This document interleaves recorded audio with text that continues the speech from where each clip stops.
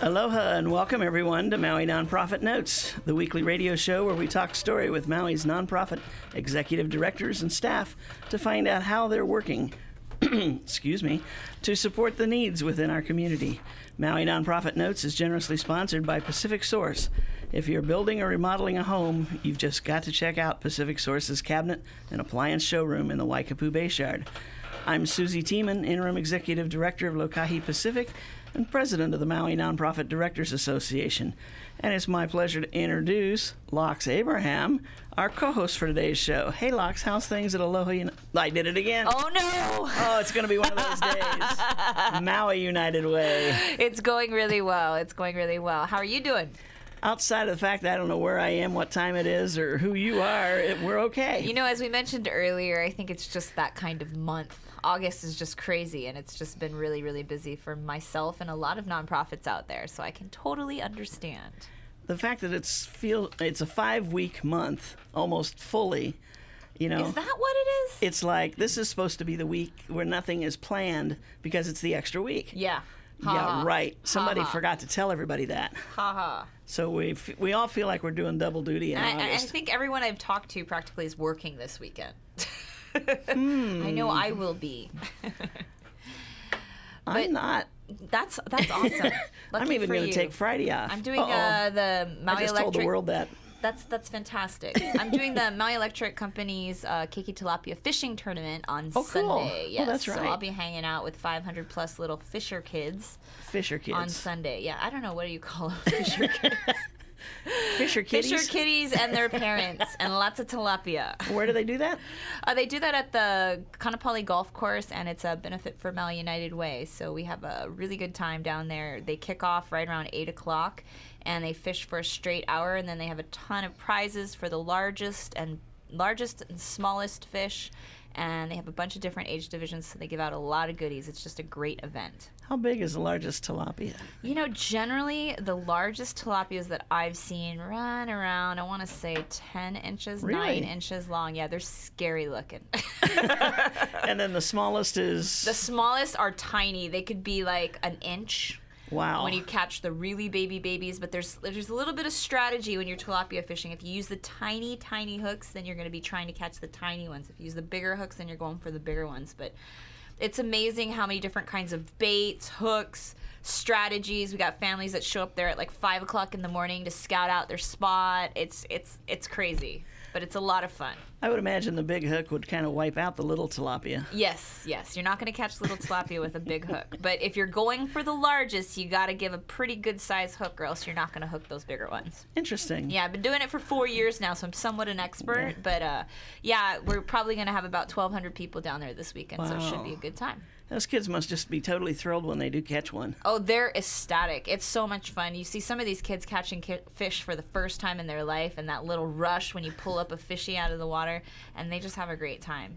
I always feel sorry for those kids that sit there and they fish for the full hour and don't catch anything, because it all depends on the kind of bait you get. And the tilapias love worms. We've tried everything: taco, shrimp, bread. They love the worms. So if you're listening and you're coming, dig up those worms, Dad. Yes. Do your homework. Yes. Each week during this hour, we share the experiences of how our nonprofit agencies are working to benefit our island home, with stories of how these agencies are changing lives, changing communities, and creating miracles of hope for those in need.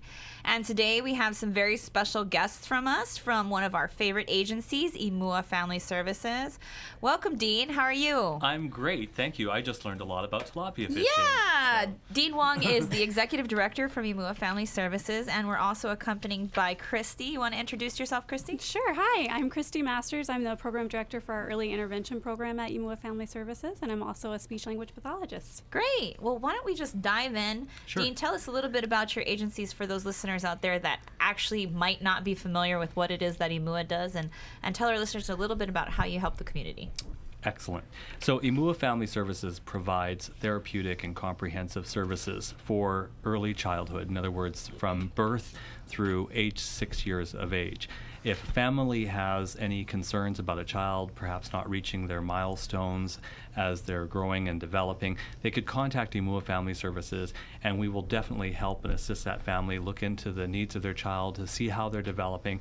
And if there is a need to help that child and to sort of encourage them along in their development, help that family understand what that child requires for their development, then we'll provide that service through these therapeutic comprehensive services. And what I mean by that when I say that is things like speech language pathology, occupational therapy, physical therapy, special instruction. And we have a good crew of what we call them care coordinators or social workers who help assist the family in understanding their child's developmental needs. And some of these developmental needs are simple and can help children move along progressively normally. Others are more complicated if children are born with particular disabilities or more serious developmental issues, or just have any particular special needs. But we're there to help support the family and the child through all of their development needs. Now, are these families sent to you by doctors or other agencies, or can they just walk in the door and say, I think we have a problem? Yeah, actually all of the above. Sometimes a pediatrician might recognize something with a child and refer them to us. Other times it could be a preschool teacher. It could be another family member recognizing something within a family. Sometimes, often, it's not the mother and father initially. They're with their child every day and maybe are not noticing certain things that they could be looking for in their child. So sometimes the referrals come to us from many different sources, and sometimes a mother is just concerned and picks up the phone and calls IMUA, and that's great too. And I think one of the things for families to remember is, regardless of what that challenge may be, that you guys have a really good success rate with your different programs. Is that correct? Absolutely. Maybe Christy can share about that. She's directly involved with our early childhood program. Sure. Many of our kids come into our program prior to age 3, and by the time they turn 3, they're completely age appropriate and able to go to preschool and not need any other services. Sometimes they do need some services beyond age 3, and at that point they can go to the Department of Education or to our early childhood program for 3 to 6-year-olds as well. So. Why don't you tell us a little bit more about your role there, Christy? I know you're kind of a jack of all trades and fill in the gaps, but what exactly do you do there? Primarily, I'm responsible for just making sure all the kids that are in our early intervention program, we have about 200 kids enrolled, and so I'm just making sure that they're getting all the services that they need, making sure they can get timely services, and just that all their needs are getting met. So, and then I will also do evaluations for new clients and sometimes do therapy as well. So. And when Christy says we have 200 children enrolled, she means at one given time. And yes. IMUA Family Services is serving over 2,000 children annually through our programs. Wow. Now, is that in-home servicing? Yeah, so we do go to the families' homes, and the services are provided at no cost to the families. So we come to the child's natural environment. So if that's their home or daycare, auntie's house, grandma's house, we'll go where the child is so that we can help them in whatever environment they're in. So once you evaluate them, then you lay out kind of a schedule or a plan. Right. So we do the evaluation. We see where they are developmentally. Maybe they're completely age appropriate and they don't need us, which is great. And if they do show some delays, then we put a plan together that will meet the child's needs, the family's needs, and we go from there. So maybe give us an example, like for instance, if a child had trouble with speech and he was somewhat delayed in his ability to talk, and he wasn't starting to say words when he was supposed to. What would be an example of what you guys would do if you guys came into the home to help out with something like that? Sure. So speech delay is actually our number one referral concern. So 80% of our referrals are for speech delay. That's typically the thing that families and doctors will notice the first. So we would go into the home, do the evaluation, and if they do have a speech delay, we would start with some basic strategies like just making sure the environment is set up. Sometimes a child, it's as simple as they just don't have a need to communicate because the family isn't anticipating everything that they want. So we may put things out of their reach and really give the family some strategies as far as giving the child choices, getting them to imitate different sounds, just starting with animal sounds and car sounds, and we build from there. That's cool. Yeah. That's cool. We actually have a checklist that we provide for families that will talk about sort of like the usual activities they could expect from their children at 1, 2, and 3 months, 4, 5, and 6 months, and on and on. And, you know, it sort of helps guide families just to know what they could be looking for, what they should be sort of expecting in that time frame. And then this will sort of help them understand whether there's something they could be looking for. I mean, to be quite honest, a lot of times in families today, both parents are having to work and are away from the home, and they may not be able to, just because of the economy and the resources we have, able to spend all of the quality time we would love to spend with our children. And so children aren't getting the constant sort of input they need, being read to constantly, being talked to constantly, being encouraged the way they could. So sometimes we just all need that little boost in life. Mm-hmm. And I know that this isn't the only program that you folks offer. You want to elaborate a little bit more on the other programs that you guys got? Sure. Well, Christy talked a little bit about our infant child development program, which she's the program director of, and that starts with children right from birth through age 3. After age 3, we provide similar services for children in our early childhood development program, and that goes through age 6. And that's important to note because in that program, we are the only agency in the state that offers services for children that fall out of the DOE system and require those services till age 6. For children with special needs in school age, we have Camp Imua, which many people in the community have heard about, and that's a once-a-year camp experience for children with special needs. And even right at the point of birth, we also do the newborn hearing screening. So any child born on Maui through Maui Memorial Medical Center is screened actually by Imua Family Services while they're still in the hospital from the point of birth. Every child. Oh, very good. How do you keep up with that? So basically you have somebody at the hospital every day testing all the new babies coming into the world. We do. Cool. We do it every morning, and that's a little over 1,600 babies a year. Wow. Wow. Now, out of that 1,600, how many would you typically find? Oh, I thought you were going to say how many are mine. No.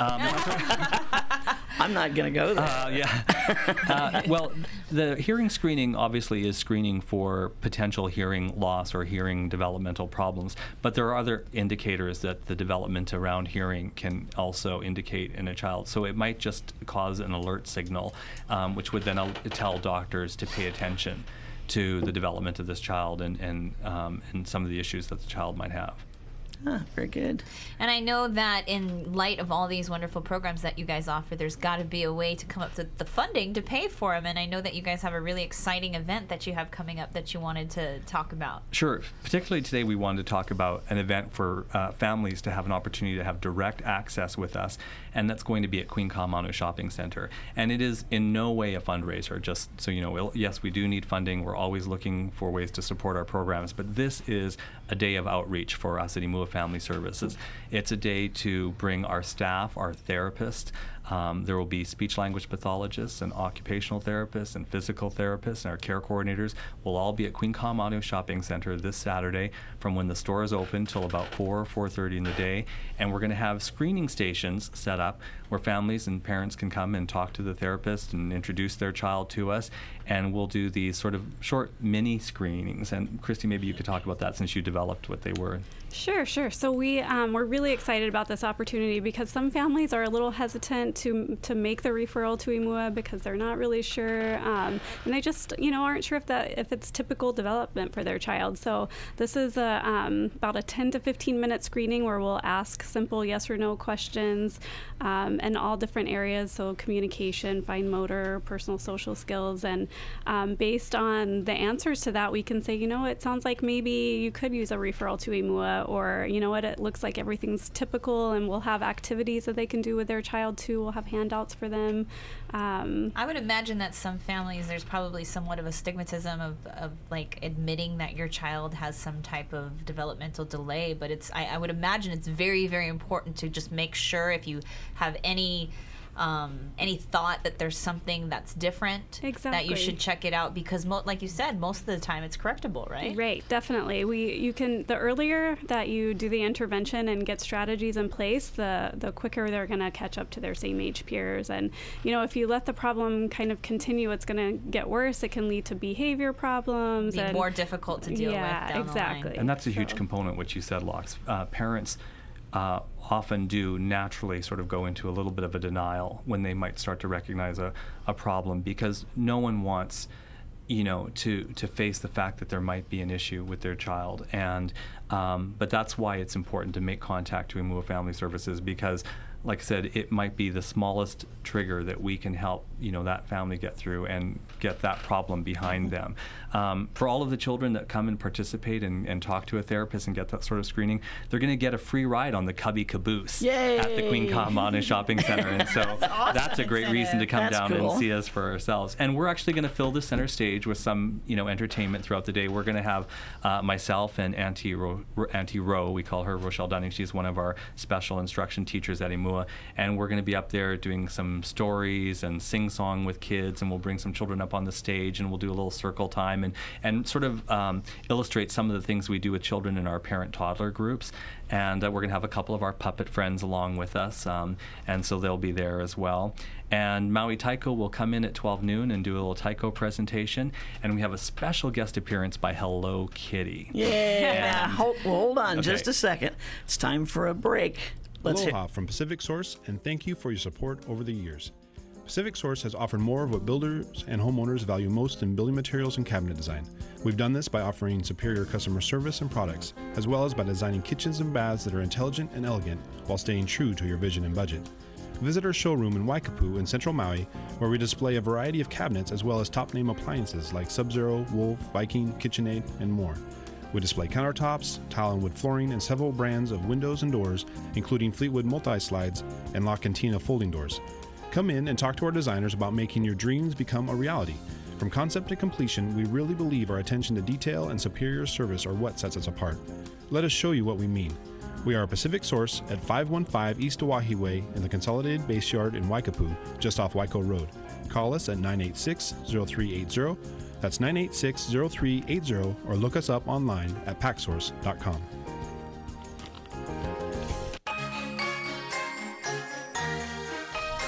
And we are back with Maui Nonprofit Notes, talking story with Dean Wong and Christy Masters of Imua Family Services. And he was just about to tell us about Hello Kitty. Every kid's favorite character, or I'm sorry, at least every little girl's favorite character. Yeah. And maybe even some big girls. Yes. A lot of big girls, actually, I think, love Hello Kitty. Well, Hello Kitty's going to come and make a special appearance on the Saturday while we're at Queen Kahumanu Shopping Center this Saturday. She'll come out once during the morning time and have photo opportunities with children and greet the children, and then again in the afternoon. We're really excited about that. It has to do with our partnership with Sanrio, the store in Queen Kahumanu Shopping Center that has Hello Kitty products. And in fact, starting Friday, August 31st, this Friday, through September 14th, if you go into Sanrio and you have one of our little Imua flyers, which you can get off of our website or our Facebook page, Sanrio will donate 10% of your purchases at Sanrio to Imua Family Services. And in conjunction with that, on September the 8th, we're actually going to have a Friends of Our Facebook party in the Sanrio store, and anybody who is a friend of Imua Family Services on Facebook or a friend of Imua in general can come on down, and there will be special shopping and raffles and prizes being given away from Sanrio Hello Kitty products, and Hello Kitty will be there. The point of her being there is so people can get their picture taken with Hello Kitty so they can post them to Facebook and say, this is me and Hello Kitty, and we're friends of Imua Family Services. And what day is that on? That's going to be on for Lox's picture-taking opportunity. I'm writing down the date as we speak. September 8. And is there a specific time, or is it all day? It's from 4 till 7 o'clock in the evening. That'll be our Friends of Facebook event at Sanrio Shopping Center. And on the last day, on Friday, September 14th, Sanrio is going to be donating 10% of their purchases the whole day to Imua Family Services. We're just so thankful for their partnership and our partnership with Hello Kitty. We love Hello Kitty. And the next step is for Hello Kitty to come and visit us at Imua and play with our children in our parent-toddler group. That would be awesome. So now, do you have, at your facility, you have space to have classes there? We do, yeah. So most of our services do take place in the child's home and natural environment, but we do have a few opportunities at our office. So we have a parent-toddler group room. So a couple days a week we have an hour and 15-minute class where the children can come with their families, if that's part of their plan, and work on things like circle time and snack time and just skills to get them ready for preschool to be successful there. So, and, just be around same-aged peers. We also have a couple other rooms there too. So we have a sensory room that is for kids that have sensory needs. So they may need swinging or, a ball pit to get in there and get the pressure, on their muscles. And so it helps those kids with their sensory needs, and it's great for them. So. And I saw on that list you guys are also one of the providers for sign language, right? That's right. Absolutely. We actually this year have teamed up with Pomaikai Elementary School, which has the deaf education component for children, and they have two excellent deaf educators there, Sung and Lisa, and along with one of our speech language pathologists, Ashley, and one of our care coordinators, Jessica, we will be providing free for the community sign language instructions and activities and support groups every Thursday starting September 13th at Pomaikai Elementary School. 2 Thursdays of I think it's from 4 o'clock to 5 o'clock. That information's on our website too. But every other Thursday will be actual sign language interpretation classes. One of the Thursdays will be a support group for the families and the children. And then the last Thursday of the month will be a special activities where the families get to engage in using sign language in activities. So they're getting a chance to practice and do activities together, and so that they're putting it into practice. And this is a great opportunity not only for people that have people with hearing loss or need for speaking in American Sign Language in their home, but who just want to learn and have that ability so they can communicate with others in our community as well. So it's definitely open to everyone. At what young age can a child learn sign language?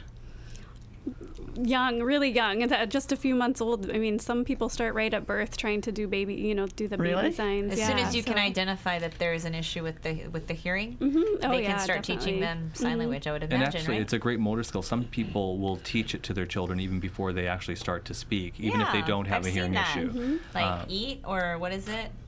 Yeah, I don't eat know. more, Yeah. bottle. Yeah. So they can learn that right from as being an infant. It's really exciting. Wow. That's cool. I never thought about that. Yeah. And Yeah. we forgot to give the listeners your contact information. Where are you located, and how can people get in touch with you? People can find us physically at the Cameron Center. That's where our office is currently, and or they can contact us through our website, emuafamilyservices.org. And they can find us on Facebook, Emua Family on Facebook, and or they can just call our office at 244-7467. That's the old-fashioned way. If they want to have a Skype phone call, we can do that too. So there's any number of ways that you can reach us or find us at Emua Family Services. So now, do you use many volunteers in your services? We use a little more than 500 volunteers a year at Emua Family Services. There's always a need for volunteers, and if people are interested, that's definitely something they could do for us. We use large numbers for special things like Camp Emua, of course, but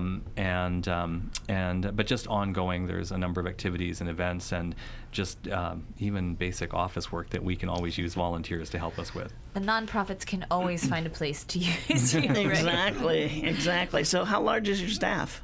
We're just under 45 people. Wow. That's a large organization. Yep, that is. It's an incredible staff. They're extremely dedicated. They're extremely knowledgeable and have amazing expertise in the field of development in early childhood. And so it's such an amazing resource for Maui County and for our families here to know that Emua is available to them, that there is no charge for our services, that they're available to all children, and the caliber and expertise of the staff are, they really can't compare to what they could get that for. It's just an amazing resource here. Well, great. Let's recap just for the listeners exactly what the last couple of events. I know you have the screening coming up. Let's recap on that. What was the date on that and the time on that? Sure. What we really want for everyone to know is that they can come this Saturday, September 1st, to Queen Kaimana Shopping Center. You'll find us around the center stage. We'll have activities on the stage and entertainment throughout the day, as well as visits from Hello Kitty. But most importantly, we'll have 5 screening stations set up around the center stage where families can come with their children or without them and come and talk to various therapists about their children, how they're developing, what their needs are. They'll do a small mini screening walking if they think that that's necessary, and we'll be giving free train rides to the children that come and see us in the shopping center on that day. And all these services are free on Saturday. Absolutely. Well, are they free all the time? They're free all the time. There we go. Yeah. Okay. And Terrific. then the other one that you have coming up is your fundraiser with the Hello Kitty store, or Sanrio. Sorry, it's not the Hello Kitty store. It's Sanrio. Sanrio in the Queen Common Shopping Center, the home of Hello Kitty, starting this Friday through September 14th.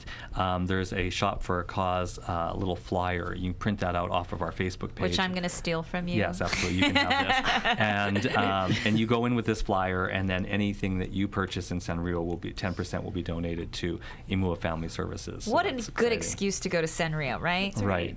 And then the last one, just to recap, is the sign language classes. Those are going to be starting at the end of September. They start September 13th, every Thursday from now through the rest of the school year, and they'll be at Pomakai Elementary School. Those are also free for anyone in the community that wants to learn American Sign Language, and that's a partnership between Pomakai Elementary School and Imua Family Services. Great. And the phone number, one more time. Is 244-7467. Fabulous. You know, it's amazing what you can say in a half an hour, isn't it? Yeah, what you can squeeze into a half an hour at least. That is really cool. Thank you so much, Christy and Thank you Dean, for for being having with us us. today. Thank you. It's just, I learned something. I always learn something new, even though I've known about Imua forever. It's, I love to sit in on these interviews because you always learn a couple new things. I didn't know about the sign language. Yeah, and I certainly had no idea the numbers of people that you work with. And I didn't know that tilapia liked worms. Yeah, there we go. We shared information. Oh, thank you so much for joining us today. Thank you. Thank you very much. Before we jump into the second half, we had Leslie Mullins on a few weeks ago talking about the Rotary Club's Mike Lyons scholarship Sure. luncheon and the golf ball drop. Uh-huh. 2,000 golf balls being dropped out of a helicopter. I've seen it. It's a pretty amazing sight. It is, and they had their big luncheon last Friday, and I was just amazed when they were giving the statistics. They had, 2, 4, 6, 8, 10, 12 finalists for the award. Now these are volunteers who do their thing for various organizations. And I looked over this list of organizations, and I mean, it was just unbelievable. You had Seabury Hall, Montessori School, Hale Mahaolu, Hui Noi Au Visual Arts Center, Maui Economic Opportunity, get that one out, Carden Academy, Hale Makua Health Services, Maui Youth and Family Services, Jewish Congregation of Maui, Maui Memorial Medical Center Foundation, Hawaii Children's Cancer Foundation, and Lai'ula Okai Canoe. Lai'ula Okai. Okay. Yeah, they're a canoe club, I think. Yes, they are. And so when they were talking about, you're looking at 12 people who when they told about what they had done for the different agencies, it was like, wow. I can imagine. But here's two numbers that actually knocked me off my chair. And you remembered. So I it must remembered. be impressive. It is. Between these 12 people, or in total, these 12 people have raised over $75 million for these 12 organizations. Wow. Isn't that incredible? I think I need to call them and come to United Way. I think you're right. And 267 years of service. Wow. So some of these people have been doing what they do for these organizations. There's some of them for 30 years. For most of their life, actually. Yeah. Their adult life, yes. Yeah. Wow. And it was so very impressive. astounding to see these people. That is a very impressive with the Palaka material on the award. I love it. Yeah. Yeah. And the I Love Maui pin from Mike Lyons. Yeah, and everybody got the pins to wear on their way out. But it was just, I don't know.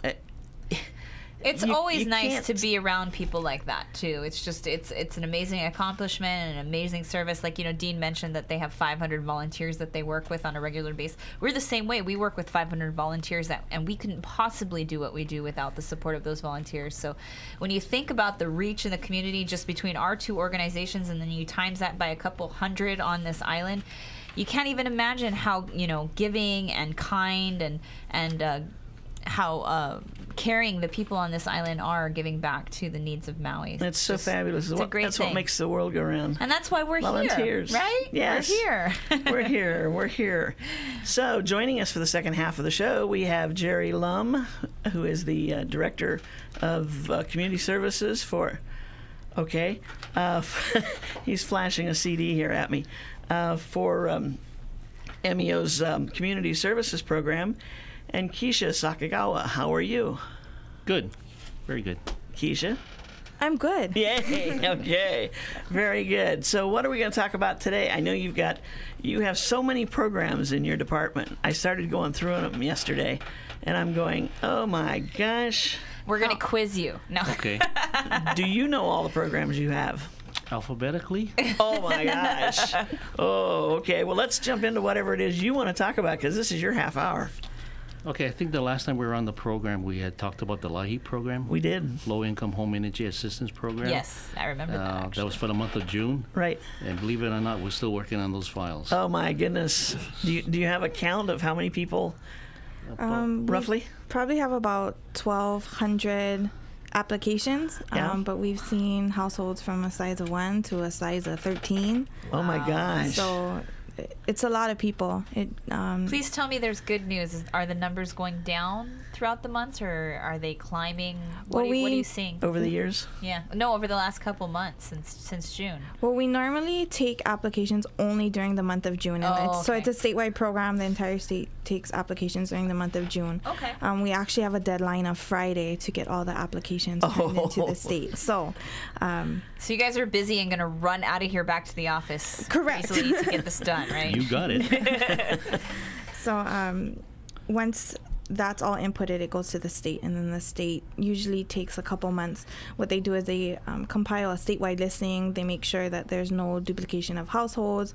There's not, I say I'm in this household on the Big Island, and I'm in this household on Kauai. No one's trying to double dip. Right. That's correct. So last year, the average household credit for LIHEAP, if they applied for the energy credit, was about $488 per household. And give us a quick overview of how do you qualify for something like this? Well, you have to be low income. You can either rent or own your own. Low income being... It's 150%. It's always different depending if you're talking to the state, the feds, Right. Right. the county. So for you guys, I'm sorry, it was... It's 150% of the federal poverty guideline. Oh, wow. Okay. So That's pretty high. Yeah, yeah. Yeah. So there's, there's a lot of people that come in, and what we normally tell them is we don't normally give out the income guidelines, so we ask that they come in and just apply.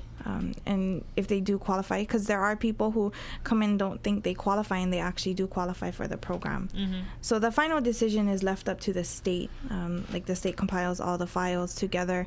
They come up with a huge listing. Last year they had, I think, close to 13,000 applications within Wow. the state of Hawaii. And for those listeners that don't know what this program is all about, you guys, can you explain a little bit more about what the program does? So the program actually has two different components. There's the energy credit, which is a one-time credit applied to your electric or your gas bill. And usually that goes in between the months of November and January. Okay. So you apply in June, and the credits aren't applied until November or between November and January. Okay. The next part of it is the crisis portion.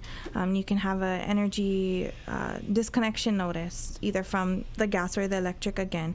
And if you qualify for the program, it can assist you with up to $200 towards your energy disconnection notice. Great, great. So now is that 1,200? Is that up from last year? Yes. Yeah. I keep hearing this 800 number from last no. year. Is- Last No. year, Or 2 years ago. Maui 2 years alone, ago. 2 years ago it was about Okay. 800. Last year, Maui alone had over 800. But that so. could probably be with just the program being newer and more and No. more people are learning about No, it, it's or been- is it's been going on. It's the increase in need. Do Yeah. you think? The need is there. Definitely, need is there. Even without this program, we have people coming in for utility disconnections or utility assistance. Gas prices are rising as we speak. I think it's going to be even more if Isaac impacts the Gulf Coast right now. So I think the need is definitely going to be there. Now, at one point, and maybe the reason I remember the 800, it was like that was a drop, but that was kind of attributed to the fact that so many people moved home, and so homes were combined, households were Right. combined into one unit, Which is pretty common here on Maui. Right. Yeah. and getting even more common. Yeah. So other things that you've got going on. The rental program, we have two rental programs, one with the county and one with the state, for those people that are sheltered homeless, living with friends or family members because they lost their home. We can assist them with first month's rent or a security deposit or utility assistance. So for as far as the rental assistance is concerned, is that for any specific type of need, or is it just anyone who's trying to get into a rental environment and trying to find a place to live on their own and maybe just doesn't have enough income to provide a deposit? Is that more or less who would fit in this bracket? Kind of. For the state program, we're assisting those people that are moving in, families. So the target group are families. Okay. TANF eligible. Okay. Holding Section 8 vouchers. People are trying to move in. On the county side, we can help them maintain their rent. So if they're on the verge of being evicted because of arrears, although we don't take care of arrears, we only take care of payments going forward. If they can set up a payment plan with their respective landlords, and going forward we look at their income and expense to see if they have enough income to sustain their rent after our subsidized assistance. So basically you're not going to contribute to something that is not going to be able to be sustainable. That's correct. Okay, on that note, we got to take another break. Aloha from Pacific Source, and thank you for your support over the years. Pacific Source has offered more of what builders and homeowners value most in building materials and cabinet design. We've done this by offering superior customer service and products, as well as by designing kitchens and baths that are intelligent and elegant while staying true to your vision and budget. Visit our showroom in Waikapu in central Maui, where we display a variety of cabinets as well as top-name appliances like Sub-Zero, Wolf, Viking, KitchenAid, and more. We display countertops, tile and wood flooring, and several brands of windows and doors, including Fleetwood multi-slides and La Cantina folding doors. Come in and talk to our designers about making your dreams become a reality. From concept to completion, we really believe our attention to detail and superior service are what sets us apart. Let us show you what we mean. We are a Pacific Source at 515 East Oahe Way in the Consolidated Base Yard in Waikapu, just off Waiko Road. Call us at 986-0380. That's 986-0380, or look us up online at packsource.com.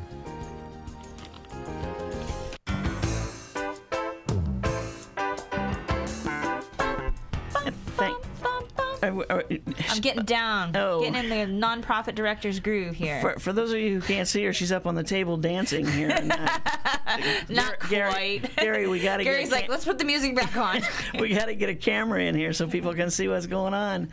Anyway, thank you, Paul, for your sponsorship of this show. We really appreciate it. Yes, Pacific Source. It makes it possible for us to be here on the radio and educate our community about all the great things that these nonprofits are doing. So thank you very much, Pacific Source. And it is. And like we said, even though we're involved on a daily basis in the nonprofit world, each time we do one of these shows, we learn about 2 more agencies. I was just saying that off the air. You know, I had a caller call in with a need that we couldn't identify how to help them. And, you know, Jerry and I have been talking, and it looks like we might have a solution. So there you go. That's how it works in this world, right? It does. That's terrific. And we kind of stopped Jerry midstream here. So take it away, Jerry. So going back to the rental program, it's all income driven. For the state, like I said, TANF eligible, holding Section 8 voucher, 85% poverty guideline. For the county is area medium income.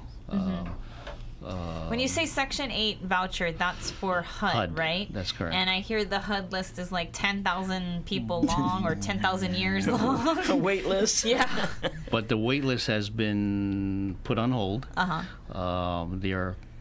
think that it ended in July 31st. Yeah. So you can't even get on the wait list. So how do you just have to be Section 8, like, are you able to qualify for Section 8? Do you have to fill out any forms with them prior? You have to actually have the voucher in hand. Oh, okay. Sometimes they are moving from another place, either because of health reasons or the home has been, the place where they're staying has been sold and they're looking for another. So they have to have the voucher to qualify for rental assistance? Right now, yeah.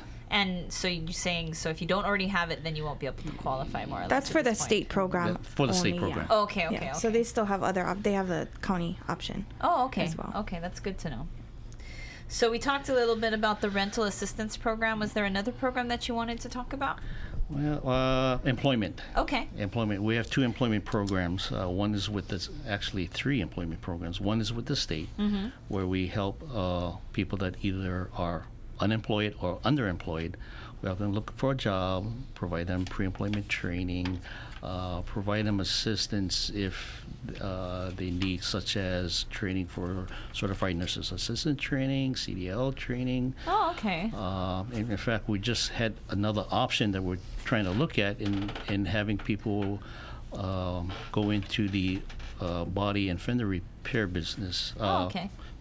through UH College. We're looking for clients that would fit that need as well too. So is it just limited to the ones that you mentioned, or do you guys do any kind of job skill training? So can Any- anyone walk off the street and come into your office and say, I'm trying to find a job and I need skills? We have to do and take an assessment, develop an individual service plans. The other kinds of training we can do is like basic keyboard training for those Okay. people who are not too Which familiar. is important. Yep. Actually, in order to be a cashier, you have to have these basic skills. Yep. So, and we do basic keyboarding, and then go from the beginning of Microsoft applications all the way up to advanced. And I would imagine you guys have a number of partners in the community that you work with to provide these job skills That's or to correct. transition clients into. You still do the interview training? Mock skills? interview? Yeah. Yes, that's under the pre-employment training, and that has been a welcome addition for those people that don't have the confidence to do interviews. So they do it among their peers. And Nobody likes to do interviews. Yeah, nobody likes to do interviews. So their class will critique them. Oh, that's good. So Right. they basically give them the skills to be comfortable going into an interviewing environment and what to say, what not to say. That's correct. Not to go off on a tangent. No, attire, the Yeah. basics. Yeah. True. Yeah. Yeah. That's, Yeah, not to wear your surf shorts. That's right. It's Yeah. amazing what people walk in the door It's wearing. true. You know? I mean, well, one of the first things as an employer, I know myself, when somebody walks in the door, the first thing you look at is what they look like, what they're wearing, their appearance, Right. how they're groomed, those kind of things, because their appearance is very important. If they're going to be in the front office greeting people all day, they're a representative of your organization. So But it also says a lot about them. Yes. And how they feel about themselves. exactly, that's we, true. We try to teach them that you never have a second chance to make a good first impression. That's Right. absolutely For sure. true. Well, one of the things, jumping ahead a little bit, one of the things I found on your website was your Teresa Hughes Trust grant that you got to help people. Now, this is it was a $10,000 grant, but we're talking about seniors as well as children.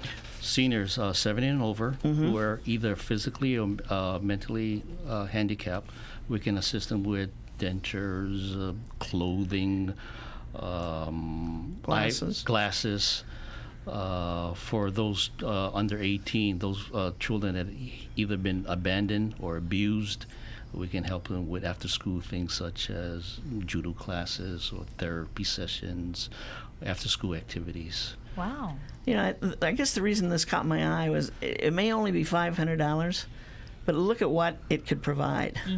I mean, it's that hand up Right, Yeah. the hand up. to get them again. To get maybe them going, maybe maybe. even talking about an interview. If somebody's got an interview, some 17-year-old's got an interview and all he's got is raggedy shorts, etc.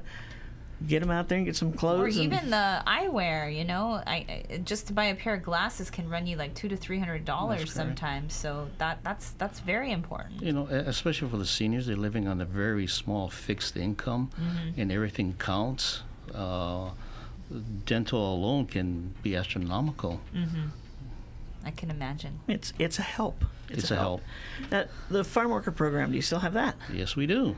Tell us a little bit about the The farm worker. never-ending programs. Never-ending. I'm sitting here listening to that and thinking, oh my gosh, that would take so much work to do just that one program, but they go on and on. Jerry's 28 years old. Yeah, I Oh, would yeah. imagine.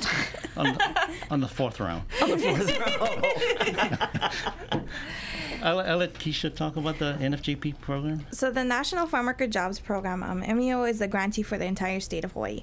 So they have one program manager and 2 full-time case managers. And in fact, they were just on Kauai yesterday doing outreach. They enrolled 3 new clients on Kauai. The program is an employment and training program. What they look for is they look at farm workers and their dependents.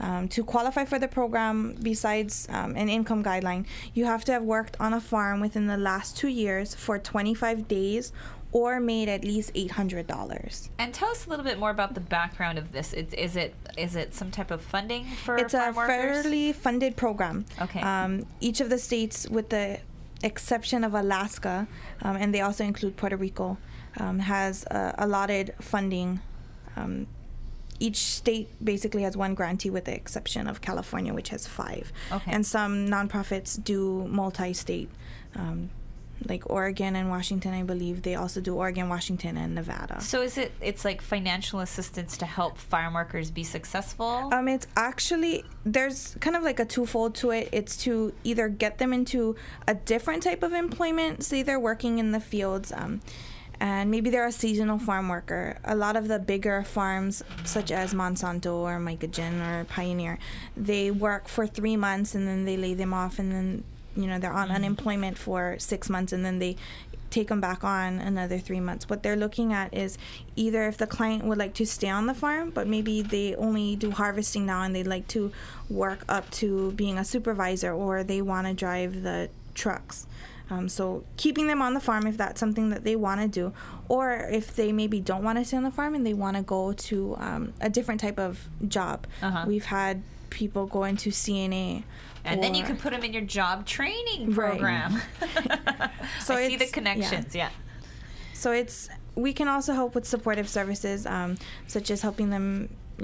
A lot of it is low income, so they have a hard time. Maybe they can't pay their car insurance, or they need job interview clothes, or they need clothes to begin working, or they need their tools, so on and so forth. So it's actually a big program. There's a lot of services that it can offer to the clients, and it is a statewide program. So the enrollment, I guess the minimum enrollment we want per year is 40 clients. So is it hard to find 40 clients around the state? Not around the state. It's okay. just, making sure that they have all their documentation. A lot of it is getting their IDs and their social security cards. Now, Really? are a lot of these people new immigrants? I think that was the case before, not so much now. A lot of them are here and they're permanent. It's just, sometimes you don't pay attention and you lose your ID or you lose your social security card, and trying to find that documentation and having it readily available. And that goes with any of our programs, and trying to help individuals obtain jobs or obtain assistance, making sure that they have the proper documentation. And is the focus of the program, and maybe this has no correlation, but is the focus of the program ideally to keep farm workers in a position to be able to continue to do farm work and help with sustainability here locally? Is that tied into this at all? In a way it is, but it's kind of both. We really leave it up to the client as to what the client wants. What's best for them. Yeah, so the case managers really work closely with each individual client, because no client is the same. You have clients who work on the farm, and as they get older, it's not the backbreaking work. Sure. It's hard for them, so trying to find them something else to do. And some of them actually have really great potential in what they actually want to do. And it's hot out in the field. Yeah, I know. I listened to an interview the other morning on the Maui Breakfast Club, and they were talking to this farmer that does farm work regularly, and they said like a regular farmer's day consists of getting up at about 4:30 in the morning, working from about 5 to 1, and they have to work early because it's so hot. And I can only imagine what backbreaking kind of work it would be. You can't do that forever. So there would have to be a transition at some point. Yeah, and a lot of actually the farm workers that we've had come through the program that have stayed in farm work, they start at 5 o'clock in the morning, and sometimes they don't finish till 5, 6 o'clock at night. Gosh. Oh, ouch. That makes my back hurt just thinking about it. Oh, so now there's one of your programs that's my favorite, the red card. Everybody looks forward to the red card when they hit that certain That age. magic number. 60. 65? No, or 60. Not 50, 60. Okay, 60. I've never heard of the red card, I guess. Oh, my because, goodness. I'm You only get a partially of the way there. Well, the red card entitles the participant to have different services, like so many percentage off of participating vendors. It's a discount card. It's a discount card. And it's for the Maui, Molokai, and Lanai. So you have different vendors that participate. Either they take off the 4% sales tax, or up to 50% of the item that is purchased. And if you go to our website, we have the participating vendors on there. It's like Ruby's Restaurant. That's Queen Kahumanu Mall. Yes. That one. And you got to give 20% a off. shout out to these vendors. Pukalani Superette is a great one. Morihara Store, Love's Bakery. I think There's IHOP. That's a big one with the seniors. The Kapuna love that. Expeditions. Homemade Bakery. There's a lot of them on here. So basically, how do you qualify for this, or is there any qualification other than your age? ID. Oh, okay. Just show us your So ID. if I come in and ask for a red card, I probably won't get one. No. They'll ask to see your ID. Yeah. Yeah. And Well, that's great. it's like you said, many of them are just the tax Right. is cut off. And it varies on certain days. I think Tuesday and Thursdays you have different discounts. I think Expedition is on there as well too. The Well- Lanai Ferry. Yeah, Lanai, when you go to Lanai at Pelly's Other Garden, the restaurant, 15% off. Yeah, Supercuts, get a sheesh. haircut for 20% off. That's great. Those And like you said, these, our kupuna are on a fixed income, so all these little bits and Right, it pieces does help help. them a lot. Yeah. So, we got to wrap it up. Anything else you want to talk about today? Speaking about kapunas, Yes. just a good segue. Oh, Senior Fair You got it. coming up in October, 27th, 27th of October, 8 to 4, 8 to 12. 8 to 12 at Half War a day. Memorial. War Memorial. We anticipate a lot of participation this year simply because of the political year. So at least 3,000 participants. And all the different vendors are down there having booths. Vendors. You've got clubs that come in and sell baked goods and canned goods and food to buy. I mean, So you have Senior breakfast Fair and lunch. Whoosh. Is the target more or less the vendors and the information that you have down there targeted at Kapuna, or is there... What's the basis behind the Senior Fair? Targeted for the kapunas, but it's generally a health and wellness fair. Okay. So flu shots, blood And it's pressure a checks. family event too. Yeah. So there's a lot of seniors and their families and kids and you name it, and they're there. So are you guys still looking for vendors, or? The letters have been sent out, and we are taking vendors as they come in. And if they want, they can call the Community Services Department at 249-2970. Okay. That sounds And great. sign up because it's an interesting morning. Yeah. Entertainment. Applications are due September 17th. And this is 17th. for vendors, if This is for vendors want vendors to and apply to come yes, in. And I would imagine the vendors somehow have to tie into the aspect of helping seniors. that's correct. And the seniors do a lot of the entertaining. They do. By like the Lahaina seniors get up there and do their hula and Right. Yep. do a show. Right. Is the senior lady that does Elvis, is she still Elvis? around? I think she is. I don't know if we have her Oh, okay. online, but I believe Deja Vu is the headliner for this year. Okay. Wow. That always fascinated. This lady dressed up like Elvis gets up there and just really lets you have it. Right. And she was what? All shook up. All shook it. But no, how old? She was Oh, what? 80 something, wasn't she? I think so. Yeah. Well, Gary and Keisha, thank you very much for joining us today and sharing information about your programs. Thank you all for joining us today on the Maui Nonprofit Notes. This is a show that is sponsored by a community service by Pacific Source, the Builder's Choice. If you are building or remodeling your home, please stop by their showroom in the Waikapu Base Yard. The Maui Nonprofit Directors Association's mission is to provide personal and professional support to nonprofit executive directors, their organizations, and the community of Maui. Today we visited with Imua Family Services and MEO's Community Service Department and learned so much about what they're doing. We encourage everyone to get involved by giving, advocating, or volunteering for your favorite nonprofit. And do it today. What are you waiting for? Please visit our website, MauiNonprofit.org, for a list of member agencies. Mahalo for tuning in, and don't forget to join us again next week at noon right here on KAOI Radio, 1110 a.m., 96.7 FM, when we'll feature 2 more representatives from member agencies. Until then, I'm Susie Tiemann, And I'm Lox Abraham. and everybody have a great week. Aloha. Aloha.